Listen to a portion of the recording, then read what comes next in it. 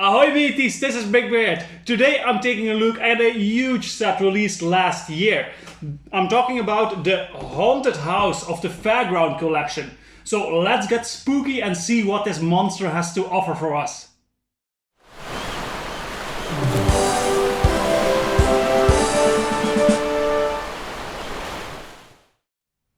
Here we have the final model, and just look at the size of this thing. This thing is massive, it's so huge. It doesn't even fit on the camera screen without messing the view up too much.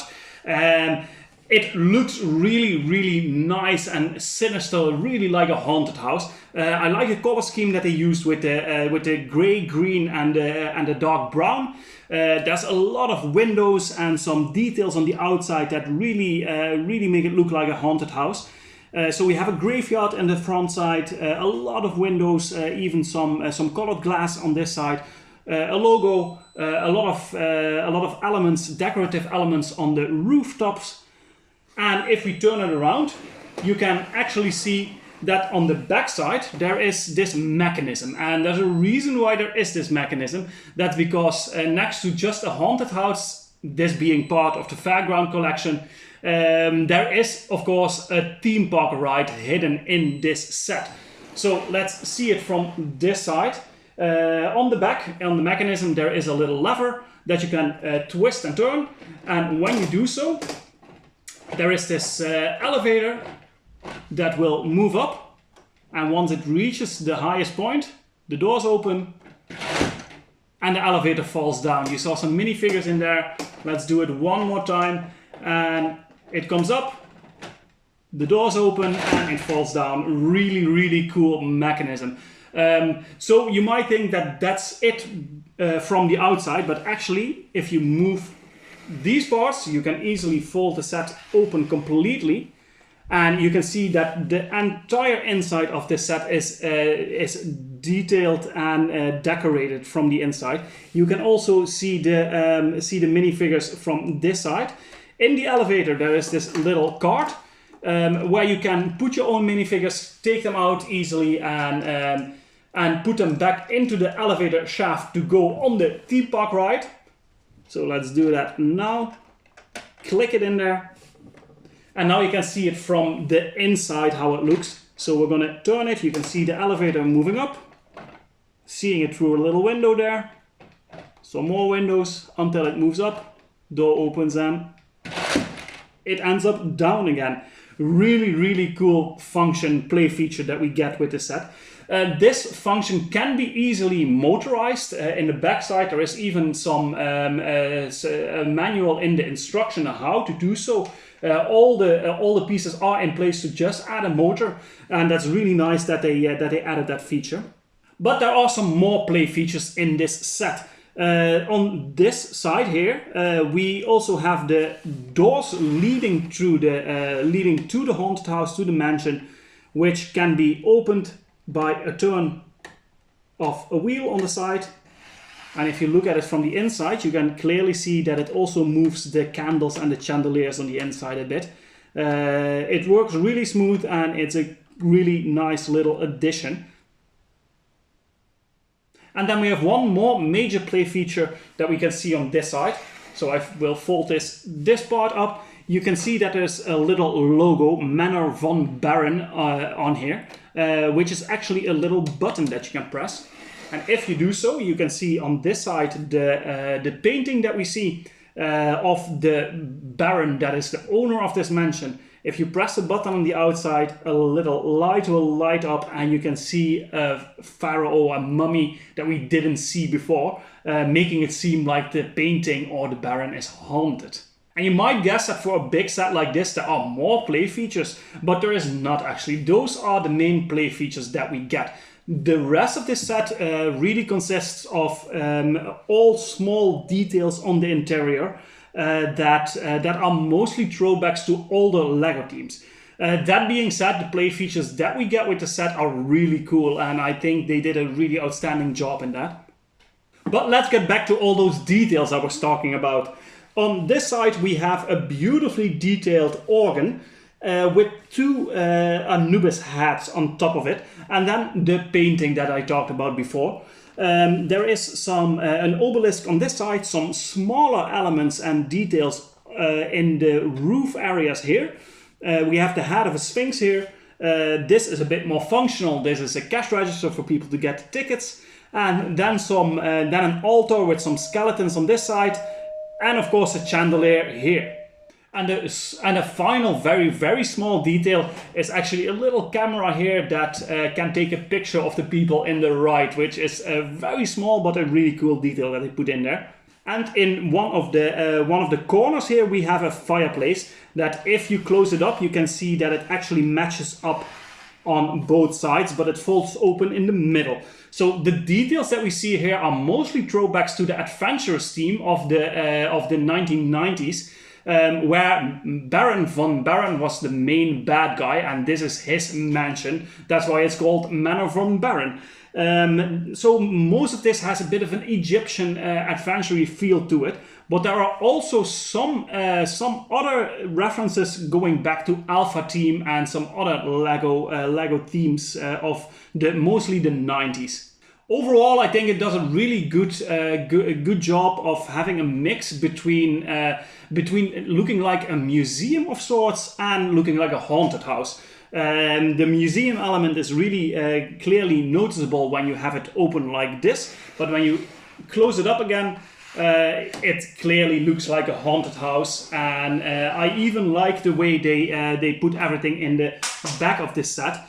So although you can see the mechanical elements here, they also have a bit of a function, because these big wheels that we see here, they are not only working as a way to brake the elevator, the fall of the elevator, but they also move in a really nice way to make it look like the mechanics of an attraction like this. So let's try it out again. We're gonna turn it up. The nice thing is actually if you leave it like this, it will stick where you left it, so it won't fall down automatically unless you press this lever here. Then it will fall down again. But other than that, usually it stays into place exactly where you left it. And now we're getting to the top, and you can see the wheels spinning when the elevator falls down, and I think that just looks really cool, and it makes it seem like a real theme park ride. All right, that being said, we took a good look at the set itself. So now it's time to rate this bad boy, and we're gonna start as always with the minifigures. The first minifigure in this set is a male with a tan knit sweater, and he sits in a wheelchair, which is a fairly new element that we didn't see many times before. And it's cool that they integrated this in the set, because also the haunted house itself is completely wheelchair accessible, which is a really nice gesture that they made there. But this minifigure looks a bit plain. So he has a pretty standard hairpiece. If you lift that up, you can see that his head is printed on two sides. One side has a little smile on his face, and the other one is looking very scared. He has a sand-colored torso with, like I said, a knit sweater print on it, and then a normal dark brown leg piece. This minifigure looks a bit plain. The next one is the haunted house butler, and we have actually two exact ones of these. So not even the face print or anything is different. There are two exact copies of this in the set. He looks okay-ish, very dark-colored clothes, a black leg piece with a black torso and a white shirt with a blue tie on it, and then a pretty common headpiece with only a print on one side with a beard and some glasses on, and then a black top hat. And overall, I don't think these minifigures do a good job representing how nice this haunted house is actually, because also these minifigures look very plain. The next one is a male with a purple shirt, and these are some elements that are also used before, mostly with the same blue leg piece that we saw on the first guy. and then wearing a purple shirt with a logo on it and a blue-greenish jacket on top of that. A face print on only one side with some sideburns and a small smile, and then a spiky hairpiece. This minifigure looks a bit more interesting than the ones we saw so far. Next up we have a female figure with a leather jacket on her and a ponytail in dark brown. Her face is printed on two sides. She's wearing glasses. On one side she has a small smile, and the other one she looks terrified, so probably from riding this exciting ride. Under the leather jacket she has a striped black and white shirt and then a dark grey leg piece. And this is a nice minifigure, although also not too spectacular. The next minifigure we see here is actually another one that we get two of in the set, two identical ones again. Although these are a bit more unique. They really look like they come out of the movie Scream, which is a really cool little reference that they put in there. So these minifigures are completely white with the exception of the print on their face, which is printed on two sides. One side, the Scream looking face looking sad, and the other one with a smile on it. Then they have a white hood that we did see before, and a little dress leg piece. And these look very ghostly, which is of course the point, but we do get two identical ones again. Next up we have a female with a sports jacket, and the sports jacket actually shows NB on it, which stands for Newbury, because this is one of the, this minifigure has some elements that we saw in the Hidden Side set. So these are reused from the Hidden Side. She has a brown hairpiece with wavy long hair, and only a print on one side with a regular female print on it with a bit of a smile, and a normal black leg piece. So although this minifigure looks kind of okay, it's a bit of a shame that they just used some elements that we did see before in another theme. And the last minifigure is a lady with short hair combed to the side. Her face is also printed on two sides, so one side looking a bit scared and one side just a small smile. With a not too common hairpiece. On the torso we see a print with a purple jacket and a light pink blouse under it and a small necklace around her neck. Not too much going on the back side of this print, and just a normal bluish leg piece. So now that we took a good look at the minifigures and the set itself, it's time to rate this bad boy. And starting with the minifigures, as you heard from my comments on them, I am not that impressed with the minifigures. The biggest flaw being that they actually put two minifigures exactly the same in here. So we have the double ghosts and we have the double butler slash attendant, theme park attendant. And they didn't even change a hat or a torso print or anything like that. They are identical. So out of the 9 minifigures that we get, 4 of them, at least 2 pairs of 2, are exactly the same. So that actually eliminates the need of two minifigures in my view. I think they could have at least done something to mix them up. And then the other minifigures that we get, they are very plain looking. So there's not a lot of interesting stuff going on there. There are some elements that they reused from a Hidden Side, for instance, and city themes. And I think they could have at least made the effort to make the minifigures be a bit more unique to this set. And then the 2 doubles that we get in there, that is just, for me, inexcusable in a set like this. You don't only get a set for the play feature and for the display value, you also want nice minifigures with it. And I think that's the biggest flaw of this set. And that's why I'm only rating the minifigure selection a 5 out of 10. Really a letdown in my opinion. Okay, we have the bad stuff out of the way, because from now on it's only going uphill, like the elevator in the theme park here. Building experience. This is a super nice building experience, especially if you're looking at all the details that we get on the inside. There are super cool techniques that they use to get everything looking the way it does. I really enjoyed building the organ. That is a super nice build. And the way that the roofs are put here is very unique, because it all fits very tightly. It's just a really interesting way that they did this. The top part of the tower, that is very repetitive. So we have 3 levels, well, 2 levels that are actually more or less completely identical. And the third level is also very similar. So there is a lot of repetition going on near the end of the build. But especially this lower half of the build, or at least half, 2/3 of the build, that is super nice. And still, although there is some repetition going on here, which absolutely makes sense because they need to make the height, this is an amazing set to build, and I will give the building experience an 8 out of 10. Then playability. So of course we have the main feature, we have some minifigures to play around with, we have the sign that you can press with the lighting up of the painting, and we have the door that opens and closes. Not a huge amount of play features, but the play features that are there are really solid and work really well. But I do think that they could have added some little things to make it a bit more spooky in that regard. And that would have been nice if they showed that in the play features.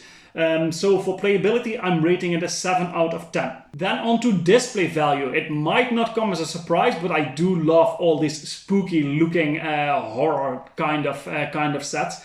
I also own all the Monster Fighter sets and the mansion that came with, and a hidden side. And it's just something that I really like when LEGO does that. And I think in this set they did a really good job in displaying that. And if that wasn't enough, you also get the inside with the museum kind of vibe, with all the little throwbacks to all the sets that also have a nostalgic feeling for me. And I think in display value, they couldn't have improved on this set much more than they already did. So I'm going to rate that a 10 out of 10. This is really an amazing display piece. Then the part selection of this set. The part selection is decent, but not extraordinary. There are some unique elements here, and it's nice that everything that has a logo on it is printed, so we don't have any stickers in this set, and that's a really big plus if you ask me. The things that we do get that are unique in this set are some wheels and some parts of the minifigures, for instance, but not a huge amount of unique stuff. And I think with the parts that you get a lot of options to create something completely different than this. But there's also a lot of the same elements in there. If that's what you're looking for, this might be the set to go for. But there's a lot of the sand green or the olive green elements, and the black roof elements, and the gray elements that are exactly the same. So in part selection, I think it's not an amazing set, and I'm gonna rate that a 7 out of 10. And then value for money, at 7 to 8 cents per piece, this is a really good deal. I think at the moment you will even be able to get it cheaper. It has been on the market for a year at the moment, and I've seen it for around 200 euros, which is a really good price for a set with more than 3,200 pieces. And even at the original price, this is a good deal, especially the European price, because the American price is a bit steeper. But value for money, it's absolutely there, and I'm rating that an 8 out of 10. That comes down even with the letdown of the minifigures, which is really the weakest point of this set, comes down to just an 8 out of 10. So it was a 7.5. I always bumped that up to a round number to an 8 out of 10 in this case. But it was on the verge of being at a 7 out of 10, mainly because of the minifigures and the part selection, which is not that great. And like I said before, I think the playability, they could have added a bit more to give it a bit more of a spooky play feature in there. But still, an 8 out of 10, that's absolutely a really good rating for a set like this. And this will get a really nice place in my display room in a while. And that's all there is to say about this set. Thank you guys again for watching. Don't forget, if you didn't already, to subscribe, hit the notification bell, leave a comment, and let me know what you think of this set. And I will see you in the next video.